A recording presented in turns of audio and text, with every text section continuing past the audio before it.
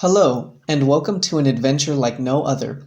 Far more than what you have known, there is something far more to be known than you can ever know. And it is all about you, the real you, your real awareness with your intuitive senses. You were never taught that the real you, your real awareness, is operating 5 bodies in cause and effect, restricting creation. You have been taught to think that you are only a one-dimensional human person, with a mind and emotions, and with a very short lifespan on this planet Earth. More than what your mind can grasp is your intuitive senses that can be opened to see beyond all your restrictions. You have always had an opening to see beyond what you have known, and this has been purposely kept from you, and this is where you have heard rumors and stories about your nightly dreams. Your so-called dreams is your opening to your intuitive senses that will allow you, the personal you, to excel beyond what you have previously known. Everyone has intuitive senses, and very few people take advantage of what is possible by recognizing something more than their mind can understand. Creation has its place for all of us, and then there is all life, which is far more than anything than what can become with creation. Everything we experience is necessary for us to survive with whatever we choose and decide our life to be. New Kevin Smith is the great witness to something more than what can be taught and learned in any school.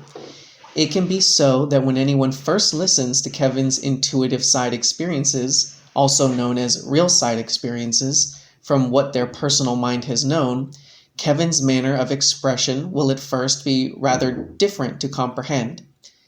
This is where this introduction and reading the new books and Facebook groups will help. Have fun deciding. DUANE the Great Writer and Seer.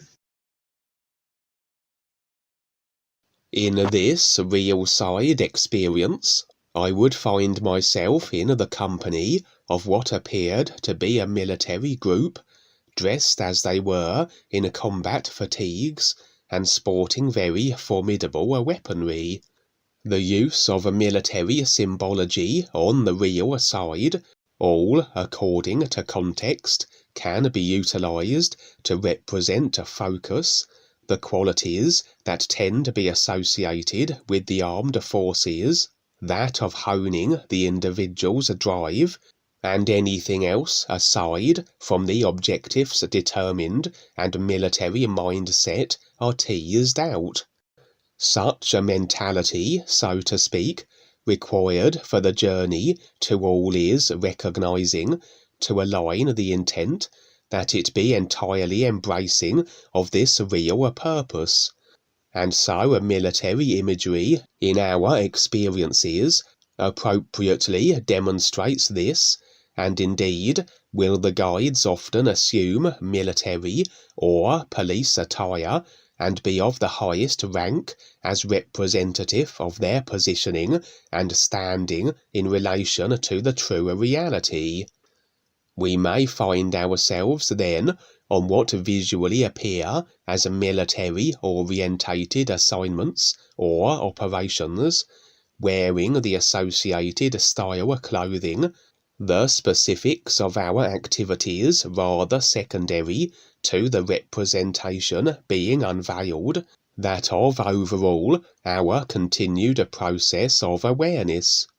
As I said, all according to context, and we fall upon real awareness impressions to determine if our experiences are purely for symbolic purposes, or if indeed what is taking place is literally as it appears to be. A vast proportion of my real side experiences tend be more assignment orientated, that as we step into the reality of our real awareness and set our intent with the all-is it is a part of accordingly, as the true reality has a singular drive, that of its survival and continued self-recognition, made possible as the real awareness units or aspects recognize it, which becomes then a greater recognition it has of its own endlessness. Our embracing of the all-is reality of ourselves has us adopt this same motivation.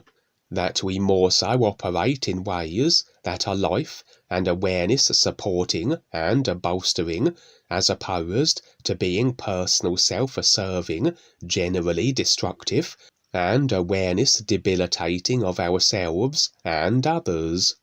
That although we may not always determine the particulars of what we are doing on the real side, if our intent is with the ears overall, our experiences will reflect this accordingly, and our assignments will ultimately serve as supporting of life and awareness, primarily through the presenting of the references pertaining to the all-ears, and also, where able, to improve simulator circumstances that become then more conducive for the undertaking of the awareness process for all, easier to study where one's house is not being bombed, as an analogy. In this real side experience then, less symbolic and more an actual assignment impressions would suggest, as I operated within a military unit led by a very no-nonsense and gruff character, that although no names were afforded, or indeed determining of the rank of my group or the one taking the lead, I will refer to him as a Sarge. Progressing through a denser forest, we seemed to have a destination established, and evidently we expected resistance, hence the weaponry we carried with us. And now we would suddenly be under fire from a hail of arrows, and where one of the group, a female, was hit and killed instantly. Scanning the area of the forest for the source of the arrows, so I would notice human individuals clad in very rudimentary clothing as being responsible, darting among the trees and utilizing them for cover, with the seeming want to disrupt our objective, whatever it was in the forest that we sought. Impressions revealed these assailants were not dark force orientated or affiliated, at least not directly. They were more your typical, unconscious, personal, self-absorbed individuals. That as the consciousness they are embracing is fashioned overwhelmingly as a support mechanism for the dark forces, the ideas it comprises of as agreements which maintain their simulator dominion, so even as individuals may operate amiably on the surface, underlying it all will be consciousness programs that are dark force supporting. And this will then express on the real side as potentially any personal self-immersed body type electing to interfere, disrupt, and where they are able, cause harm and even eradication. They will generally be unconscious and unaware they are operating in such ways, but it will be an automatic response to anyone threatening to undermine the control systems, a simulator control they are assisting to perpetuate through their unconscious agreements, regardless of how they seem on the one-dimensional surface. All that remain with the consciousness are extensions of the dark forces, and through this unconscious agreement and support, and the influence that is an expression of the consciousness, so we can expect attack from even the most unlikely sources, if such individuals have no intent other than creational idea chasing and consciousness immersion. In this case, the individuals appeared to be native Indians, based on the design of attire that would be more commonplace centuries past for their people, as though they had adopted the consideration that what we were seeking to attain, our objective, was to be defended at all costs. Although our intentions were sincere, whatever the nature of our operation was, as a little by way of detail regarding it was afforded.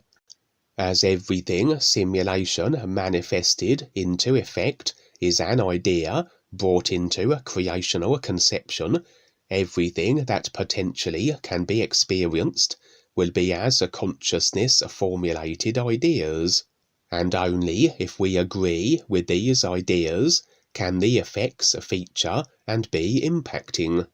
That as much as projectiles tend to represent ideas on the real side, a literal situation of being fired upon amounts to the same concept, that of ideas which can only be our experience, that of being harmed or eliminated, if agreement with the idea, and indeed intentionality, that of our destruction, is accepted. In this case, I could predict with complete accuracy where the arrows would fall, and I would ensure that I wasn't standing at the point where each arrow impacted. For lacking agreements then to the ideas and intentionality of my harm, this couldn't be my experience in relation to these individuals, and the sense of the real awareness determining the best position to stand, that I would evade each arrow. Regardless, it seemed my group were vulnerable to the onslaught, and retreat was deemed prudent for now. Why I had decided to be with a group that were susceptible to harm at the hands of the unconscious Indians wasn't made apparent, but then invariably we will be operating in conjunction with the unaware.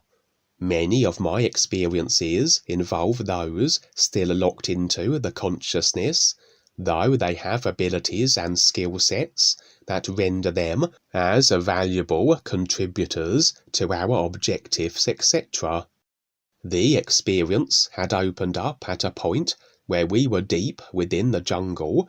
I had never seen our access point, and now we were to retreat through it, and despite the overall natural setting we were in, our means of exiting, and indeed accessing the forest, was through a very sophisticated door. It would hiss open automatically as we approached it, rather out of place given our environment. There was perhaps more to this objective than what met the literal eye. I had the sense of it being a technological containment for whatever we had been seeking within it, and interestingly, the mechanical door seemed malfunctioning as though in a state of disuse and disrepair. For as we bundled through it, it should have sealed itself behind us automatically and denied the ability of the Indians to follow us, as though they were resigned to the position they were in and had the inclination to defend. Instead, the door would be on the verge of being sealed, then open again, and I had to operate a panel of controls to attempt its closure. This situation repeated a number of times, giving the opportunity for one of the Indians, a female, to attempt to get through the door from the forest side. We had to rather prevent her from doing so, and finally the door was secured. As I said, an assignment that was curtailed, as though the Indians, charged with the defense of their position we had to transition through, had been activated through their dark force-designed consciousness, and automatically standing in opposition therefore to our objective, perhaps deliberately placed there by the dark forces therefore, and where they did seem to be resigned to that forestry position.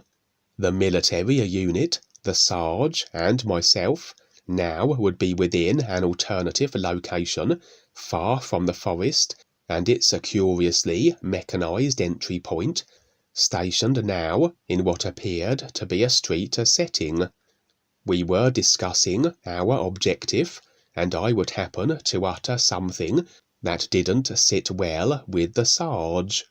He would become irate and somewhat irrational in the extremes of his reaction, for as I mentioned, the group I was with, including him, were those, personal self-immersed, though they were seemingly required for our task, despite it being met with a failure and where retreat was necessary.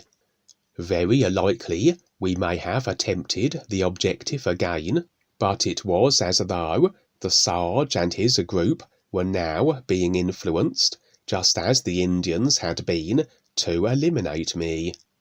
I would relocate myself from their immediate presence and adopt an alternative outer form, that of a female, as a means of disguise, for the Sarge and his unit were determined to dispatch me. He and his unit had a highly developed ability to track, and this would be multi-dimensionally, as I would be traversing across the dimensions of creation as an evasive tactic, but where I seemed unable to shake my pursuers. Regardless of my newly adopted body form, this didn't deter, or indeed fool them, on the occasion they caught up with me, and where necessary was it to defend myself. Agreements determining all simulated outcome potentiality in relation to others as it does, with my lacking agreements in regards to the ability of the Sarge and his unit to eradicate me, so this was proving a somewhat futile effort on their part, but they were persistent in their efforts. The visual of the moments where I was defending myself would present as though a third-person perspective. This I would construe as my real awareness position, overseeing the female body form it was animating and those attempting its destruction, and where the sense was of though puppeteering my body form through a hand-held gadget or other. I would be activating an array of what would appear to any onlooker or bystander as a magical ability with my adopted body form. Though the Sarge and his team were very formidable also, and there seemed no decisive outcome other than my continued need to bring my dazzling, real awareness-activated skills to the fore on each occasion where he located my simulation-inserted body form. Finally, after what seemed an eternity of relentless assault, the Sarge relented, realizing the folly of continuing, as despite his best efforts he was unable to defeat me. He and his team would fade from the current scene we were in, a random dimensional position where our final battle had taken place, and unlikely was it, as impressions suggested, that the Sarge and his entourage would assist me further with our prior objective. If our assignment was of importance, undoubtedly I either would acquire a new group for the task, or undertake it myself at some later stage. Interestingly, it seems the female form I had assumed wasn't a random choice, but in some way connected with and a part of a vast spacecraft. For indeed, any mechanical form can be as viable a vehicle for awareness as a biological body. All body types are simply for affording the experiencing of a simulation in creation, and our ears recognizing comparisons after all. The design, therefore, really is rather unimportant. It is so that if mechanical or technological vehicles are advanced enough that they are suitable, that they are not too restricting, then as agreement, intent, and choice dictate, so awareness may find itself operating through such forms. And it has been revealed that of a certain spacecraft being referred to as sentient or life forms, and in this instance it would seem that an expression or aspect of my consciousness was indeed one of these type of craft. For we all are multi-dimensional and operate all manner of body types throughout creation. A number have been revealed to me, and this then would be another example. Impressions revealed that this huge spacecraft body type was utilized to conduct awareness beneficial assignments, and indeed afford transportation for all manner of stepping up species and body forms involved with them. As this spacecraft, I had the ability to also create avatars that I could animate through, as though an extension of the ship, though able to operate independently of it where such body forms were required. Many occasions would my spacecraft form travel to certain destinations, then deploy various avatars to carry out objectives.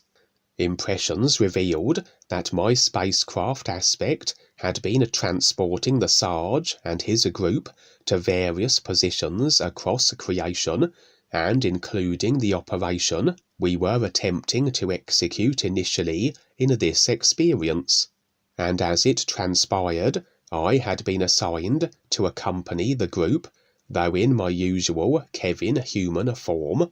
But as all my various aspects, the ship included, are expressions of my real awareness animated consciousness, so the means by which I could repel the attacking efforts of the Sarge when he elected to turn on me was to assume then the form of one of the avatars as made manifest from my spaceship aspect. For our various body types, vehicles, and aspects will have a varying ability. Not all will be aligning themselves with the real purpose of his recognition, and have access to the unlimited abilities the real awareness can afford, and so may be resigned to whatever skills they have available, that which they have developed through their consciousness, a consciousness design that effects into their body types and the capabilities it can wield. The spacecraft aspect had progressed to an extent with the awareness process, but even absent of the real awareness afforded abilities was very capable.